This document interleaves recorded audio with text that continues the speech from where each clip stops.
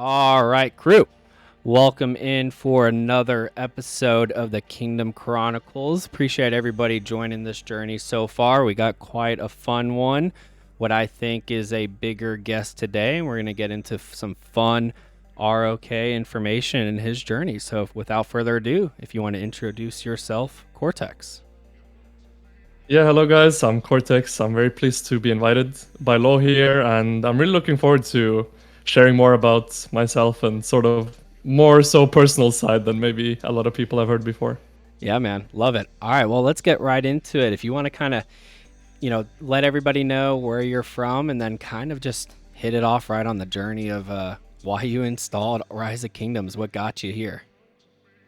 Yeah, so I'm from Norway, which is a country far north in Europe. A lot of cold stuff, a lot of snow. You might know of Norway from the Viking Age and whatever else. But yeah, that's basically that. And I happened to just see basically an ad on YouTube. And it wasn't one of the weird ads, actually. It was actually one of the better ads, I will say. Not one of the, oh, you have 50 million power. Not one of those. But it was like a cinematic or something, I remember, and I thought it looked really cool, and I just downloaded it, and yeah, the rest is history. Those ads are really quite something these days. They Yeah, they are. Cool, man. Well, yeah, definitely Norway. Do you have any Viking blood in you? I don't know how the genealogy works through that line. I guess technically yes. I'm half Turkish also for what's that worth? Okay. Whatever that's worth. But on my mother's side, yeah. Cool. I should Love have some Viking blood there. Some Viking blood there. Cool, man. Well, if you want to kind of walk us through your ROK journey, then, where you started, what your path has been, and then kind of, I know everybody knows the 60 GT area about you, but I really love to kind of hear about the start to GT. Yeah. Start to GT or start to the career? Well, yeah, so I would just say maybe right after getting hooked on that ad, where did you start out at? What's that kind of pathway look for you? Right, so I started the game and I ended up in a kingdom. Well, it was the first kingdom I made my account in. I made my account normally, didn't join a jump or anything, just created an account. And I ended up in kingdom 1232. And through there, I joined an alliance. I remember we had a big whale. His name was Zero S, I remember. And he literally just went and zeroed everyone that was not in our alliance. Okay. And like in the whole kingdom. And I mean, we were the biggest power alliance in the kingdom, but then all of a sudden, in about zone 2, in the middle of zone 2, he just quit and disappeared. And Solid. everyone in the KVK was like super mad at us because obviously he'd been zeroing all of them. Yeah. And we just lost our whale that was carrying us, and we went into zone 3 and we got just gangbanged by every single kingdom in the in the home kingdom. So, or yeah, every single alliance. I mean, not kingdom. In the kingdom, and we just got forced out essentially. And back then there was no migration in the game, so it wasn't as simple as like, oh, let's just migrate somewhere else. No, that wasn't a thing. It didn't exist. So we were all forced to make new accounts because we were all just zeroed on repeat essentially. Oh, damn. And we couldn't do anything. So all those accounts were just we couldn't do anything with them. They all had tracked our IDs. Changing names didn't work. So yeah, we couldn't really do anything. So we had to make new accounts. Then we made accounts. The majority of our group in a kingdom that was 1302. Okay. No, sorry, 1301, not 1302, 1301. And in 1301, again, we started up, and then there were two massive whales in an alliance, massive Chinese whales, that were, I think, both of them were above 70 million power week 1 of the kingdom. Oh, shit. So they were like really, really big, yeah. Yeah. And the main dude, he was about 300 million power when the temple opened. And it was quite peaceful up until that point. And then randomly, like a day after they took the Lost Temple and he became king, he sent a mail, anyone that's not in our alliance has to migrate within the next 24 hours. And it was like, oh, okay. So then we had to leave there. Thankfully, at that point, migration was a feature that was added into the game. And then we migrated to that's hard to remember, 1177, I think. Okay. Where that kingdom offered us some shelter, and we stayed there for a 1 KVK. I think that was also when they first added KVKs into the game, so it was KVK 1 or 2, I don't remember.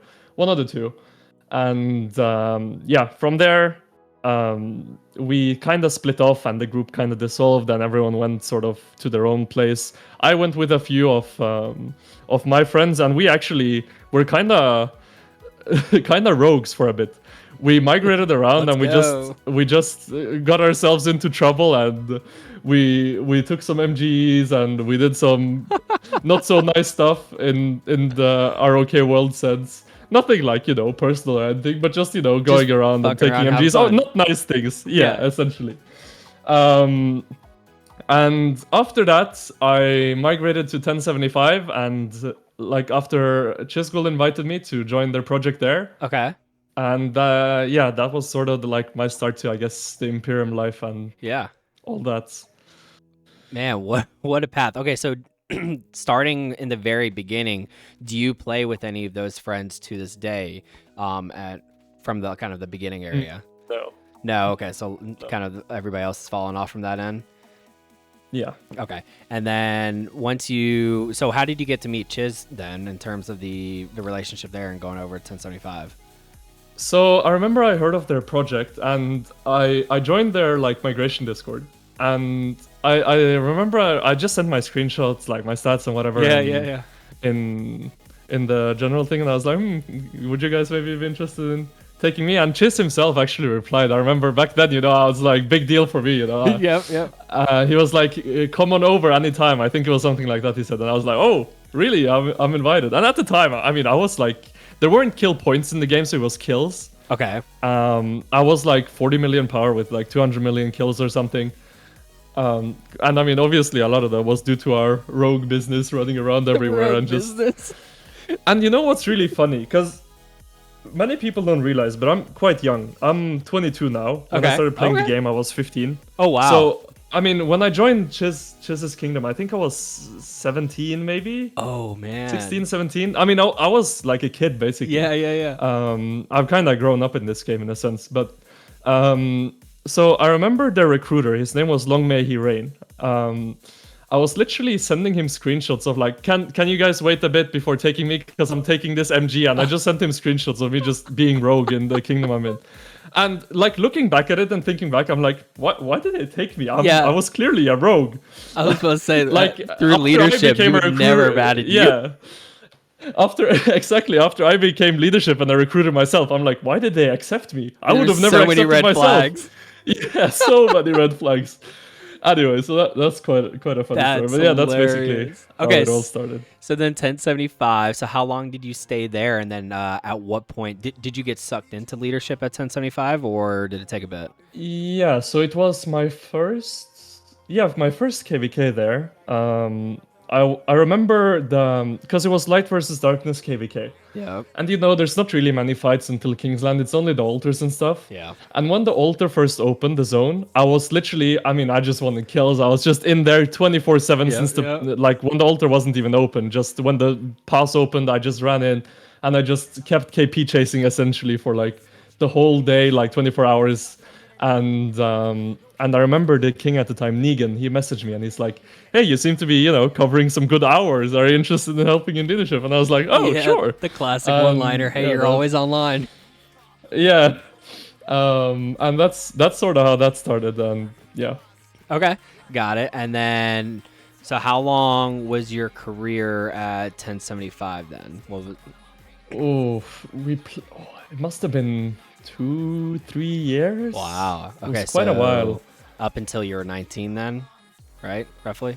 Yeah, just about, I think, yeah. That's awesome. Okay, so then I'd love to... Maybe, 2 years, 3 years, something like that. Okay. I'd love to know what it's been like to juggle Rise of Kingdoms and then, I guess, whatever, real life, right, or the university or whatever you had going on as, somebody who was kind of below 20. What's that been like? Yeah, no, I mean, it's been like challenging, obviously, especially with like the spending aspect in the game, right? Yeah. Because like, being like young and not like always having a job and whatever, it was like, spending some of my like little birthday money I got here and there and whatever. Um, but I did some GPU scalping, I guess you could call it, back when I was younger. That I sort of did like as a side hustle. That was basically just funding my ROK addiction back in the day. Nice.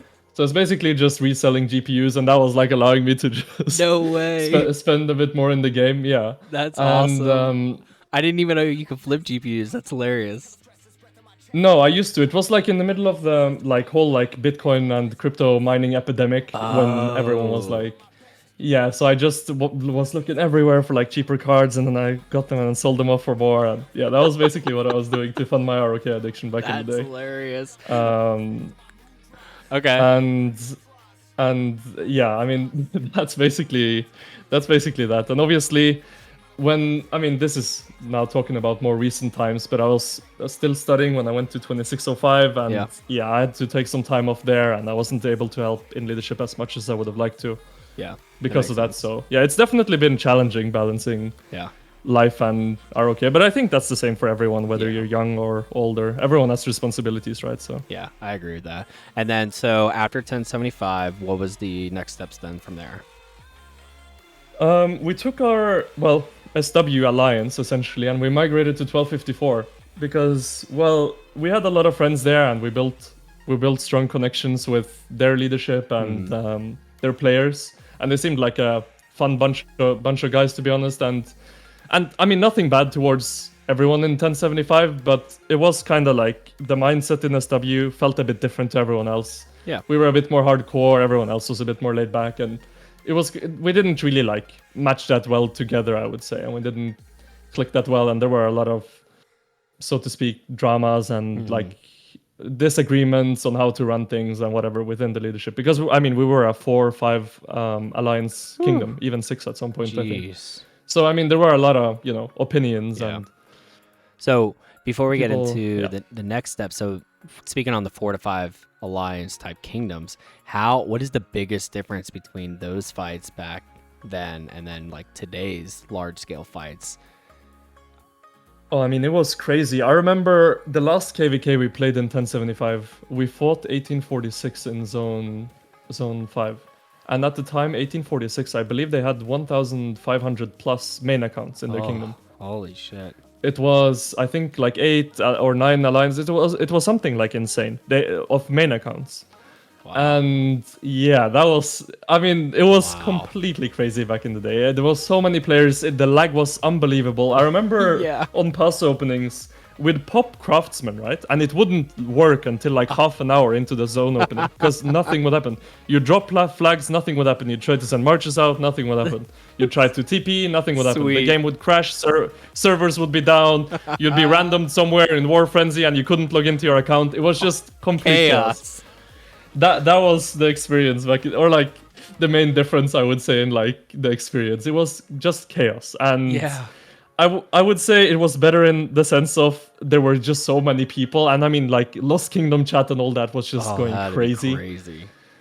But at the same time, it had obviously its drawbacks of it Yeah. was super toxic and it was super laggy. Yeah. I mean that's the two main things. Also, I I can't imagine running a kingdom with 1,100 players on it too. That's insane. The workload of that has to be ridiculous. oh yeah. That's wild. Whew. Okay, so you said 1075, and then what was the other kingdom number? Sorry, after that? 1254. 1254, and then how was 1254, and then what was after that? So we were in 1254 for a year and a half, 2 years. Okay. But what ended up happening there is we grew too big. I mean, we ended up becoming the strongest kingdom in the game by a large margin. And we ran into the issue of no match found. Yep. Classic. And we did not have a single KVK for an entire year. Oh, And I'm holy not shit. exaggerating when I say that. The kingdom did not play KVK for a full year. Oh my goodness. We had, technically we had one KVK in the middle of it, but I don't know if you've heard the term getting 2K'd. Yep. That's where that comes from, because Kingdom 2000 refused to fight in the KVK, even though we wanted to 3v1 the map. They refused to fight, which then turned the other two camps to also refuse to fight, because obviously they knew they couldn't 2v1 us. Yeah, agreed. And that's where the term getting 2K'd comes from, is from that KVK of Kingdom 2000 essentially refusing to fight us. But okay. Yeah, we were essentially too big, and then we had that KVK, which was like, there were a lot of internal drama there, because a lot of like Russ basically was like, let's not register, we should not register, and then someone else just decided to register when he was sleeping, and it was like, yeah, it was a big deal around it, and then we ended up getting that crappy KVK. But yeah, after that, essentially we had no fighting KVK for an entire full year. And then we got a KVK with 1365 and 1846, and they still thought we were the number one kingdom in the game, even though Ruz literally sent them our activity sheets that most of our alliances were like half full of actually active. I mean, half the kingdom had basically quit the game at that point. I mean, we were a full year with no fights, right? People had stopped spending. Yeah, there's no people way had you gone can inactive. retain that many people. Yeah, I mean, it was just impossible to keep people engaged for a full year, right? So, I mean, literally half the kingdom was just, like, gone, essentially. And either quit, they were, like, getting rid of their accounts, they migrated elsewhere, they weren't spending anymore, whatever it was. We were, like, really, really down bad. And that KVK obviously ended in a disaster, because 1365 and 1846 decided to ally with each other, and, yeah, we got really, really wrecked in Kingsland. Yeah. Okay, so then after that, that was kind of when you left... After that KVK? Yeah, then we took again basically the SW Alliance, and we went to 2605. Okay, got it. And then how was that pathway for you there? So 2605, we actually had a lot of fun, I would say. That's good. We started off, the first KVK I think we played was, if I remember correctly, was against 1846, and we allied with 1175. And we won that KVK, and then after that we played a 1v3 in a HA, which was like really, really fun, because I think all the other, we were fighting against, I think it was 11 or 12 kingdoms or something like that, and that was like really crazy. But we lost it in Kingsland for a few days, I remember. Like, Dang. we did quite well, to be honest, in a 1v3, so I was really, and that was a ton of fun, to be honest. Like, that 1v3 was really one of the KVKs to remember for everyone that participated. But yeah, that was a ton of fun. And then after that, we had the KVK with 1093 and 1960, where Diplo went kind of crazy and it turned into a free-for-all. And I mean, we were right next to 1960, so we were like, okay, if we're gonna lose, they're gonna lose. And yeah, that's kind of what happened there. That's awesome. So you've been, so for the majority of your ROK career, then you've been nothing but high-level imp, crazy battles. Yeah. Then, correct? Yeah. That's awesome. So in terms of the waves that you went through on the imp side of the house, did you like the old type of 4 to 5 alliances type style imp fights, or do you prefer kind of what imp is today? It's difficult because it has upsides and downsides. I would say overall, I like the old times better, because there were just, the community aspect was so insane. Yeah. Like, just being able to open Discord at any time and you'd have just so many people join, and you play other games together and whatever else. Now the communities are a lot smaller, and people are more spread out, which is also good in its own way, right? But yeah, it was definitely a lot of fun back then, but also it was very, very, like, super toxic. Like, if people think the game is toxic today, this is nothing, like, completely nothing. But and the lag was like unbearable as well, so yeah. Okay, so then moving into community, one of the things I wanted to talk to you about was kind of the creation or the pathway of Codex and working with Ruz alongside of that. What did that project look like in the beginning? How did that get started? Yeah, so it started with Ruz and Dom, actually. Dom had a server with, I think, about 5,000 or 6,000 people, where he was providing like a bunch of ROK info and stuff for people. And Ruz was running his Kings Discord. It was originally, the Kings Codex was originally just for Kings, and it was about KVK pops, who's registering for what pop, and sort of that Kings can coordinate and make good KVKs together. That's what that Discord started as. And then they combined together, and that's what made the TKC. So it was basically Dom server and Raz's King server that combined into one.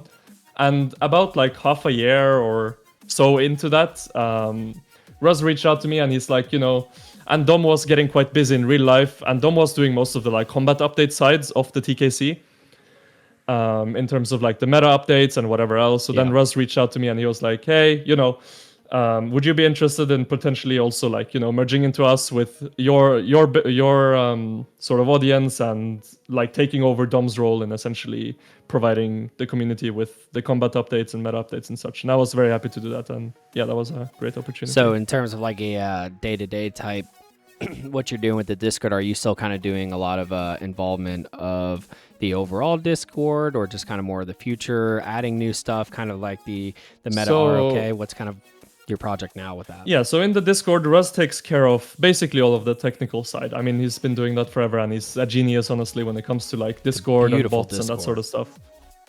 Yeah, no, he's really, really amazing. And I mean, the bots and everything, it's all custom by him mostly. So that's awesome. Yeah, he does a great job. And also all the staff, honestly, they do an amazing job providing us with artwork and whatever like is needed. The stuff is really, really amazing and puts in a ton of time and effort. Like mostly what I do, honestly, is the combat side of things. So like when there's a new commander that drops, I provide information on that, talent trees and so on, and pairings, and that's sort of more my style rather than the general Discord stuff. I prefer working in sort of just commander meta equipment, that sort of thing, more the game technical side of stuff, I guess you could say. Yeah, the website looks clean. I really enjoy it in terms of the overview of each commander, the different types, and how many you can select, like Archer 3, Archer 2, and stuff like that. I really enjoy that and being able to kind of customize it in a way. And then the tier list is really fancy, and I like that too. So a lot of cool work there. And I know you probably already have a uphill battle with the two commanders that just dropped too, so that'll be interesting to see it adjust from there. Yeah. And then with your channel, when did you start that within the whole progression? So I actually originally started it, maybe, oh man, that's a long time ago. I want to say almost 3-4 years ago, but I took a massive, I mean, I basically quit the channel, I would say, for 2 years. And then I started it up again, like about a year ago. Not a full year, maybe like, when did I start? Like early this year, I think. Okay. So yeah, I basically started the channel just casting ROK, what am I saying? OL games with a few friends that I just brought on the channel, and we just casted OL games together. Essentially, that's how my channel started, and then it turned into like a few couple videos of like city rallies and whatever else, and then basically after that I kind of branched more into like streaming, more just fighting and that sort of thing. And then I quit the channel for about, I think 2 years. And then, I came back recently this year, yeah. Awesome. Now, you brought up OL, and I know I watched one of your recent videos, how that was kind of like winning OL was a dream of yours, and of kind of the knocking off the bucket list of Rise of Kingdoms. Can you talk to me? I'd love to know your journey there with OL, and then any kind of tips and tricks that you have in terms of not necessarily the strategy, but other kings out there that might be listening that want to start getting competitive on the OL side. I'd love to kind of hear your mindset from a higher level there. Yeah, I mean, I've been trying to win OL for a long time, but as many people may know, and it's kind of been a meme with SW and OL and that sort of thing. But I played my first Grand Prix in 2022 actually. And we got to the semifinals in 2022. That was with the 1254 team. And we lost by, I think it was about 2,000 points to the team that ended up winning the entire tournament. So that felt really sour, we were so close, but still so far. And after that, it went downhill for a while. I mean, the kingdoms I was in, we weren't able to get players very committed to practicing and stuff. It was, I think we made top 4, I think, in 2605. So we got the OL training skin and whatever, but we weren't really competitive up there with the highest level teams, so to speak. But then after I migrated to 1960, obviously here the OL is at a very, very high level. Yeah. And I really learned a lot from these guys. And if any tips that I could give to any OL leaders or kings, it's just practice. I mean, we ended up in this Grand Prix finishing as the highest international team, right? And it doesn't just come without practice. I mean, I can tell you now, since it's over, we practiced over 100 games against other teams in this Wow. Grand Prix alone. So people they only see the official games, right? We played like what, maybe 4 or 5 games, but they don't realize behind those 4 or 5 games were, behind each game was like 20 practice matches, right? People don't see that. But Dang. there is just so much work that goes in behind the I was scenes. about to say, everybody I feel like knows what the time commitment is on the KVK side of the house, but what was the time commitment? 100 practice matches alone, but what's kind of the time commitment in terms of players on that high level of competitiveness? I mean, it's really crazy. It's all from testing small like mechanics, and like when you swarm a structure, how does reinforcing work? When you swarm this rally, that rally, how does it react? Like, it's just so much like testing of commanders, of mechanics, and of different strategies. For example, I mean, we pulled that obelisk play against Beer, right? Yeah, Which crazy. Beer, honestly, in my opinion, is the strongest team in the game. So we knew we couldn't play standard against them because they are the strongest when it comes to playing standard. And the only 2 times they lost in the Grand Prix was to 2 obelisk plays, right? So we knew we had to do something different. These things don't come just by, just before the match. We're like, oh yeah, let's just obelisk play them, right? Obviously, these things have been practiced and put a lot of time and effort into. But yeah, it's like I think anyone on our team can agree that we haven't had a weekend to ourselves or to our family or whatever since we started practicing for the Grand Prix. It's just constant, multiple practices, Friday, Saturday, Sunday, sometimes Wednesday, Thursday.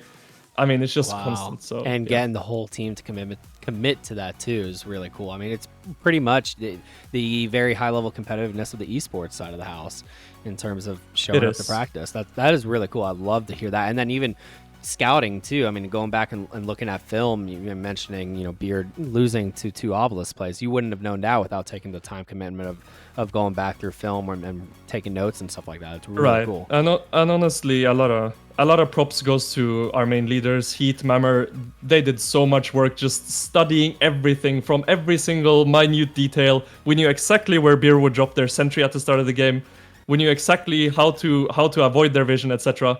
So it's like, all this time and effort that goes into just these micro things from the leader's perspective. And also, obviously, you need the full 30 players to commit to practice all the time, or it's not going to work. That's so sweet. It's really, really difficult. And especially when, everyone's in different time zones. It's not easy. Some people are West Coast US and we're practicing at 14 UTC. It's super early, But people get up, people are committed, so really just shout out to everyone, and it's not easy at all. That's awesome. Okay, so then it sounds like you get your what's your next goal in terms of, is it like, Strife win? Like I'm curious there in terms of what's next for you in terms of on the bucket list of, achievements. Yeah, so we won the first season of Strife, which, we're happy about, but obviously we'd like to win the next one as well. If we can, we're gonna do our best. But now that I think everyone knows at this point, GT is disbanding, or at least the current management is disbanding. Sure. So we'll be going to another kingdom sometime soon, but we'll try to run the Strife there and see what we can do. So what was your? Did you enjoy Strife? I was on Ducky's Souls with the DS team and with Saga and Flower, and I really enjoyed working on the Strife side of the house and really enjoyed the play style there and the way how you could really be uber aggressive and rotate your players in and out. What did you like about Strife, and do you see that being a lot more of a successful game format, kind of close to the OL level? Yeah, Strife is interesting in my opinion, and I hope they're going to do some work to it. I found it a lot of fun to play. It's just all the intricacies of diplomacy and how that all comes together that really, I think, needs some work, because there's only one team that can essentially win, right? Yeah. If you don't get the skin, do you really care? I mean, there's nothing really there that you really want apart from everything the skin, else right? is temporary. Yeah, everything else is temporary. The skin is the only thing that's permanent, and the skin is like, okay, you want Strife, So, I don't know how I feel about that, because it incentivizes betrayal. It incentivizes dirty tricks behind closed doors. It incentivizes people to be dishonest, right? And it makes it so that you're incentivized to free for all in the final, which Yeah. is never going to be a true free for all, as we saw clearly. And with every free for all that this game has ever had, that's never actually ended in a true free for all. Free for all is the That everyone thing fights you can everyone. choose. Right. So I think the reward structure needs to be changed in order. Either the reward structure needs to be changed or the actual format needs to be changed, because I think it can't be 8 teams in a map and all 8 teams are fighting for one reward. That's like free-for-alling a 8-camp KVK, right? It's complete insanity. And people are going to betray, people are going to go behind others' backs and make deals behind the scenes. That's just what's going to happen. So I think either you need to award more teams the skin, maybe say top 4, because then you could ally a 4v4, or even top 2, top 3, but more teams need the skin, or they need less teams in that final map. Because having not kingdoms, teams in there is too much, in my opinion, for one grand reward. Yeah, I agree with that. I think the reward structure was something that was one of my biggest gripes and adjustments I think that needed to be made. The Diplo side of it was a pain in the butt in terms of, especially the last match, like you mentioned. I even thought about like having set teams throughout Strife, but that could still get a little bit messy too, but could provide some value. So you have the set, teams throughout the whole Strife, 4v4s throughout the whole of it. That could be interesting. And just put everybody on different parts of the map. But my biggest suggestion that I've been talking to people about was, I think the bigger complaint from people outside of Strife was not being able to have the opportunity to play Strife, and I think they need to put in a Silver League type Strife mode, so a lot more people can join those lower level 2s. And I think that would be fun as well, just to incorporate more of the community aspect to Strife. But I think it's a good viewership type competitive match for the community to watch too. And I think I've been talking to a lot of people. I think it would be really smart for to push, or ROK in general, to push more of the competitive side, like everybody's rooting for the beers, the GTs of the world, and the OL side, and start having more of these teams be more prominent year over year in terms of like Strife and OL, so players can attach themselves to start rooting, kind of similar to how like the CSGOs, the Overwatches, and the other competitive esports games do in terms of like team-based, not just kingdom-based too. I think that would be interesting to see if the game moves that way. Yeah, I think so, definitely. And I definitely also agree that it should be more accessible and sort of a Silver League. It's also, again, the question of reward structure, right? Yeah. Because you can't obviously award the big skin in the Silver League, because then why would anyone want to play in the big league? Yeah. So there needs to be some difference, obviously, or it wouldn't make any sense. But it also should be more accessible. And another thing is that the way the matchmaking works in Strife is that they put big team with small teams, right? Yep. So especially in the early rounds, there's always 1 or 2 big teams and then just a ton of small teams that have no chance. And it's like, I don't know, it was being in Diplo, I just felt bad because I knew what the outcome for them would be. It's either, like in our matches, for instance, Ally GT, or you're bound to lose, right? Which is like... Yep. It's no fun for everybody else in a way. No, exactly. It's like everyone's just like, oh my god, we need to ally with these guys or we're just screwed. And that was the case in basically every single round leading up to, I would say, the semifinals, where things started getting a bit more competitive. Okay, so I am curious in terms of special skins and your career. How many special skins do you have on your account now?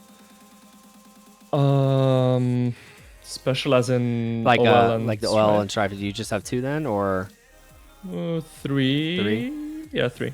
Okay. Yeah, that's awesome. Okay, and then I have a buddy in my kingdom he's a cosmetic addict. We all call him that. Do you like the way that Lilith is going in terms of the new cosmetics and adding more like UI to your screen and chat boxes and stuff like that? Okay, so personally, the UI itself, I can't stand it having more stuff on my screen. You don't like the leaves and swirls? No. That chat's cool. You have your little chat box and whatever. Yeah. I think monetizing through cosmetics is an amazing idea for the game. Agreed. And if people are willing to pay money for that, then I think it's great. Because it's a way of earning more revenue for the game, which obviously is going to bring us a better game. Yep. And at the same time, not widening the gap between spenders and free-to-play. So 1,000%. I think it's just a good idea for the game and a good direction to move in monetizing cosmetics more. Such as, other games also do. I mean, you could look at, I don't know, Valorant, League of Legends, whatever it may be, right? These these games, Counter-Strike, they're monetized through cosmetics, right? Yep. I got I so think aggressive. moving in the direction of cosmetics is cool. Just add a battle pass at this point, man. Just put a battle pass into Rise of I mean, we have a Kingdoms. battle pass. We Blizzard do. Scrolls. That's true. Start putting some city skins on there. Up the price a little bit if you need to. There are so many players in this community that will pay dumb money just to make their castle look pretty or have swans fly around it. I know that's kind of the whole point of the SVIP, right? But I think making it a little bit more accessible to everybody else. I think cosmetics. I even spoke to Redline. I think even doing like throwbacks on old city skins would be fun too, and add that in as a that's a suggestion I made actually. I told them you should make it so that older Zeniths are accessible just through their cosmetic form, that you can transmog into them. You don't necessarily need the stats because they're outdated. Yeah. But for example, the first Zenith skin that ever got released, it's called Babylonian Gardens. It gives 10% infantry attack. Obviously, I wouldn't care about that, but I love the look of the skin. Like, I would pay for that cosmetic to just transmog my current city theme into that. Yeah, but absolutely. I can't, right? No, so that's, for example, something that they could do, just as a transmog feature, because the transmog is in the game. You don't need the skin, but maybe just the look of it. That would be cool in my opinion. Absolutely, I agree with that. And then, like you said, I think a lot of people forget. At the end of the day, Rise of Kingdoms is a business, right? So when there's more revenue to be made, the better of a game we can potentially get in terms of being able to put it right back into the game. So I think adding stuff like that would be a lot of fun. And like you said, you're not adding a bigger gap in terms of pay to win and free to play in terms of cosmetics. It's just a look. It's just a fashion. So I think that would be a fun way to go. Overall,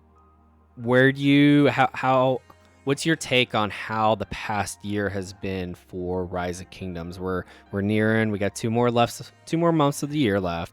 What's kind of been 2025 in a nutshell for you in terms of Rise of Kingdoms and how they've done so far with all the upgrades and updates and what they've pushed out? Honestly, I feel like they've done a really, really good job this year, I have to say. And I've been at a few of the community gatherings. I've met the developers, the Lilith staff in real life, and they're really, really amazing and hardworking people. I really can't say enough good things about them.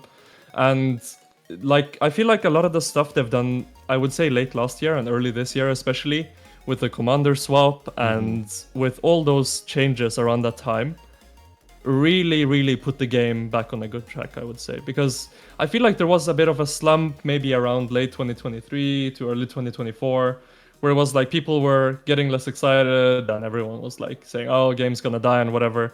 Because, I mean, that's also natural to think of a mobile game, essentially, because most of these games don't run for, 7 years that we're at now, right? Yeah.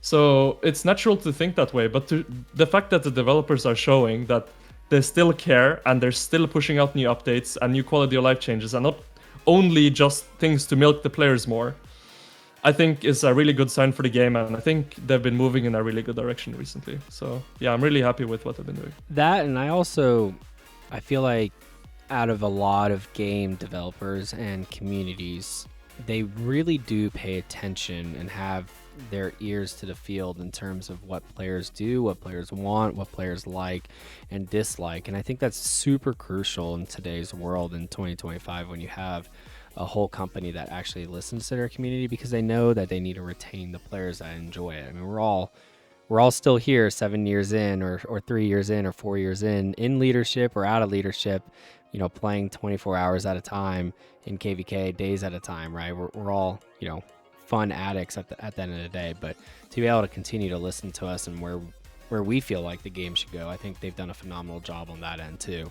And how are the in-person gatherings? That's so. How many have you been to, and what's kind of been your key takeaways there?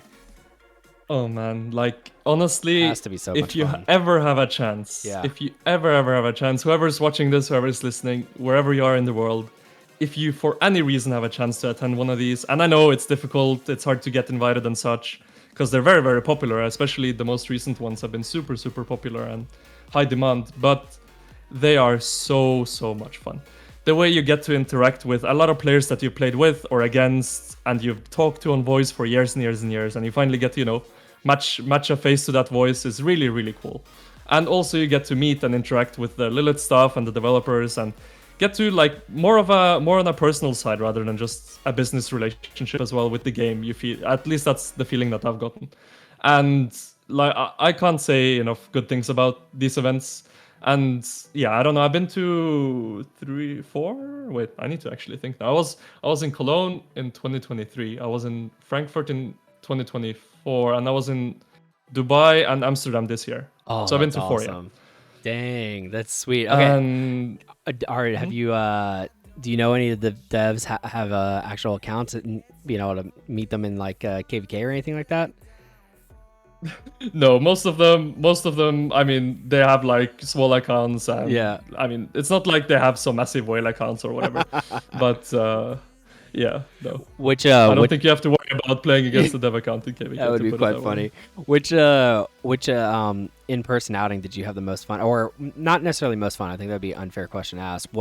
Which one was kind of the more, I guess, iconic? I feel like every city that you went to too has, and each country has its own history and culture to it. What's kind of the one that stands out to you the most? I think I have to say Dubai. It was just, and it might be in part because of the entire experience I had in the UAE in general. I Yeah. mean, I don't know. I felt like picking there. It was just everything. Every person there, every worker, everything was so clean. Everyone was so nice. You feel super safe all the time. Just the place is amazing. And I mean, the venue we had was just like beautiful. Like I can send you some pictures after this, and maybe you Yeah, can edit that them would in. be I don't know awesome. if you do that, but yeah, like we had the backdrop of the Burj Khalifa, like on the balcony of the venue. It was just beautiful. Like it couldn't be more picturesque than that. So Yeah. and especially, I'm a European. I've two of them that I've attended was in Germany, one was in the Netherlands. It's all very close to home for me, so to speak. So quite familiar places to me. Whereas Dubai, it's somewhere I'd never been before, and it was something, very exotic and different to me. So I think that also sort of helped enhance my experience there. And Yeah. it's been interesting, watching the gatherings develop over the years. I remember first in Cologne, we were in quite a small place. We were like, I think 30, 40 people. Oh, not a lot at all. No, it was very like small, and it was a ton of fun. Don't get me wrong, I had a lot of fun there, but like the production value and just the sheer like scale of it has grown so much, right? To like in Amsterdam, I think we were nearly 100 people or more, Wow. and it's really grown a lot. So, and the venues are getting bigger and bigger and more. Everything's getting bigger and bigger, essentially, so to speak. So That's it's been good. interesting, like watching it all develop. That's really good though in terms of hearing that, because again, going back to everybody, I feel like every year by the end of the year everybody's always like, oh, is the game dying, is the game being slower? And it's cool to hear that the in-persons are getting bigger, are growing, getting more hype around that, because I think that shows a really good positivity of how strong the community is on the inner circle. And how much the company actually cares in the game, the devs care about the people as well. That's awesome. What an experience to have. And are you a big travel person in general outside of the outings? Yeah, I love traveling. I mean, like, honestly, if I could just, obviously, I don't have the money to do that, but if I could just disappear and just travel all over the world, Yep. that's what I would do with my life. Like, I just love traveling and seeing new places and meeting new people and Yeah. experiencing different cultures. So, What are your bucket list spots right now? If you had a top 3 countries that you wanted to Ooh. visit, where are we headed? top 3. I think China. Okay. It's a beautiful um, country. It is amazing. I've been there before. Oh, you have? That's Yeah. really cool. I really want to go to China. South Korea. Okay. And I haven't really been to Asia much, as you might hear by my bucket list here. And Japan, I think. Okay. So I mean, it's like So you need to take like 3 big months Asian countries, off, but- and you just need to go to Asia and just stay out that way. Yeah, I think I'd have the time of my life. That sounds amazing to me. That's awesome. But yeah, I mean, most of Europe I've seen, everything's pretty close to each other. I've been to the US once. I've been to a few of islands near Africa. So, I've been to sort of most of like Central Europe and up and down here and Middle East. I've been to Turkey many, many times. My Nice. father's Turkish, so I have family there. I saw the UAE now. That was honestly, and Dubai was something on my bucket list. Oh, that has So to be so much fun. I've been there now. Yeah, I mean it's amazing. Honestly, if anyone ever has a chance to go, 100%, I would definitely recommend. But yeah, Asia is somewhere I've really not seen enough of. So yeah, I would say for sure China, South Korea, and Japan. Okay, sweet. Good countries to pick. And then in terms of kind of sticking with the community aspect, your ROK career as a whole and the people that you've met, who are some of the people that stand out to you of those individuals? And you've mentioned a lot of names today, and I'm sure you know a lot of people too, but you mentioned even I think you said your downtime buddy and stuff like that. Who are these people within your community that you consider your core? Oh man, there's a lot of people, and again, Yeah. I mean, I made a video on the 7-year anniversary, and Yeah. I'll say it again, as I said there. I can't mention everyone, but Of course, of like course. I will say, like Ruz, Sean, like these guys have really been with me for forever, and I mean, we still play other games together. We're nearly on voice chat every single day, still together. So, if I have to pick like a couple of people, definitely Ruz and Sean. Those guys really Love just from the start, just day one homies, and we're still Yeah. really, really close together. So What games are we playing outside of Rise of Kingdoms? What's kind of been your latest fixation on that? lately it's been League of Legends, unfortunately. Unfortunately. And yeah, and I say unfortunately because man, that game really, really gets you going. But I feel like it's been the same for me and Russ. So he's from Australia, so we don't play on the same server, but it's sort of like, we're on Discord together and we're both playing our separate games, and he's like streaming and whatever, and I can watch and whatnot. But I had no clue who's from Australia. I think for both of us, there's not no, a lot. He is. Not a lot. I have 4 people in my kingdom from Australia, and I feel like that's a lot. And then one that's quite a lot. I know, I know, right? And then one of my buddies who I've been playing with since the beginning is from New Zealand, so I'm like, I have a little bit of a bigger presence than I usually think from the down under there. Yeah, no, he's from Australia, and I think the frustration for both of us. So I was really high level in Counter-Strike, like when I was younger, and he was really, really high level in Rainbow Six Siege. So we've both been at like really high levels of sort of gaming when it comes to like ranks and elo and such. But in League, we can't climb, and we're both so frustrated because we're very competitive people and we just can't climb. So I think that's also a part of our addiction to like, I'm not gonna quit until I, make it to high elo. That's sort of where we're at with that. But yeah, it's been the game as of late. I was gonna say, how long has that journey been so far of grinding? I say as of late, but honestly, it's been like a year or two now. It's been a long time, to be honest. That gives me more foundation of not joining that community in game. Because don't do it. Don't do it.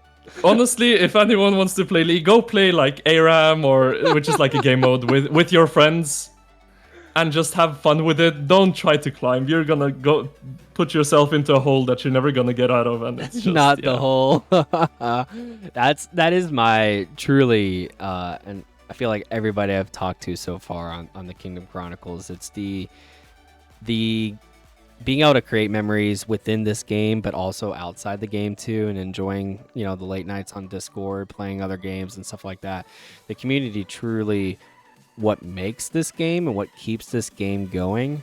And I think that's what everybody needs to continue to ride on, because I think the game will always be here and use it as even so. I'm the king of 3221, and I use that as my foundation of the kingdom of Rise of Kingdoms brings us together, but the kingdom and the people need to be able to find different outlets during off season or grinding barbs and joining on movie nights and doing different games and stuff like that. I think it's really crucial because, like you said, I mean, you make friends in totally different parts of the world. Have you gotten a chance to meet Rose yet in person? Did you go to one of the meetings?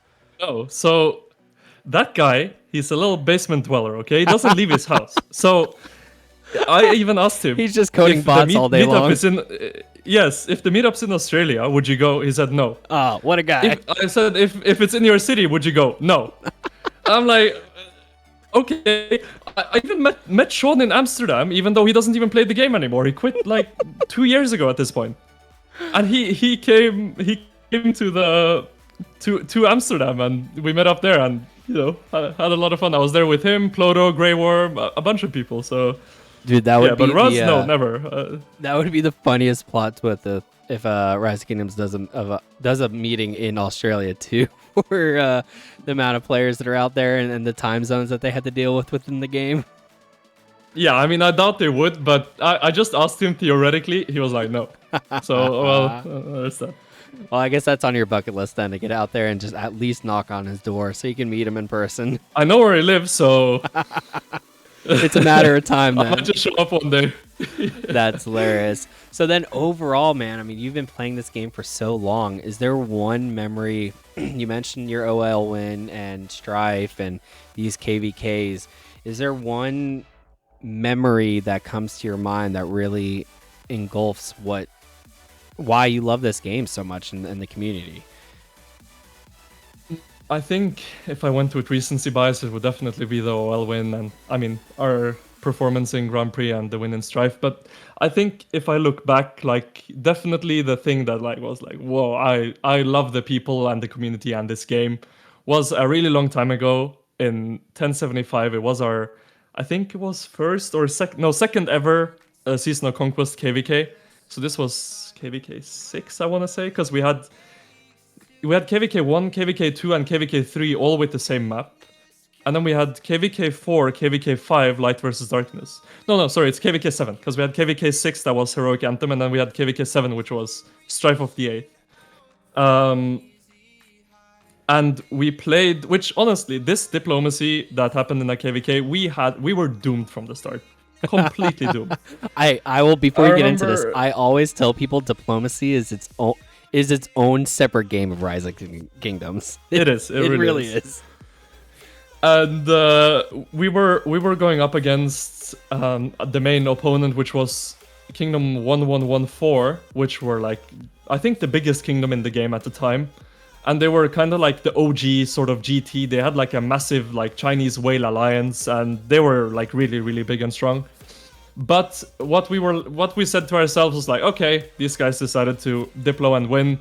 So what we'll do is that right next to us, which this was actually quite funny because it was Kingdom 1077 was next to us. We were in Kingdom 1075.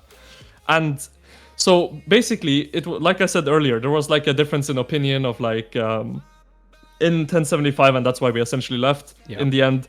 But 1077 was their mortal enemies because they had fought each other KVK 1, KVK 2, and they had like stolen players from them and whatever. So the OGs in 1075 were like, oh, these guys, we're gonna get them. Like they were so hyped for that KVK. Like it was really hard to get them like excited and get them to, you know, fully show up and fight. And obviously they had a lot of good players, but there were some of them, you know, obviously that were more casuals. But in that KVK, they were all out. Everyone was like, yes, we're gonna go fight these guys. And it was like amazing just seeing the massive kingdom that we had just truly perform at its full force with everyone just, we are committed to this KVK. And we went into the first zone one-on-one against 1077. We won that in a day or two, I think. And then we went into the zone 6, which in Strife of the Eighth, when the zone 6 opens, every single zone connects together on the whole map. It's an 8-camp map where when that opens, everyone can fight everyone, essentially. So we ended up going into the zone 6, and in that zone was the 1077 camp. We were in the bottom right, they were in the bottom middle, and in the bottom left was another enemy, which was 1122 and C9N. I think they had 4 kingdoms in each of these camps. We had 2 camp allies, so we were 3.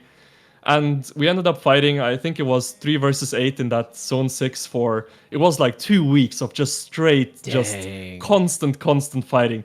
And it was still the most fun KVK I've ever had to this day, even though we knew it was doomed. And the second 114K showed up in that zone, we were like, okay, that's it, you know, we've done what we could.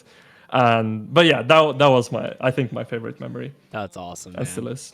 I think it's always fun. It's a double-edged sword, but it is always fun to get into those moments where like, hey, like we're kind of doomed here, but let's just ball out and let's have some fun here and put it all out there. I think that's much better to do instead of like not doing anything. I mean, like you don't want to be in that no match found situation, right? And not playing for a whole year. You might as well just play, right? That's awesome. Well, man, I appreciate you joining in. I got one of my things, and I always ask at each episode, but where did the name Cortex come from? And then also the polar bear side of the house too. Where did that come from?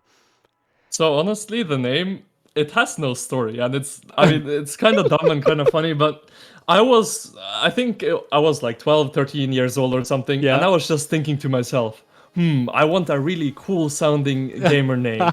And I just literally, I remember I was on vacation at the time.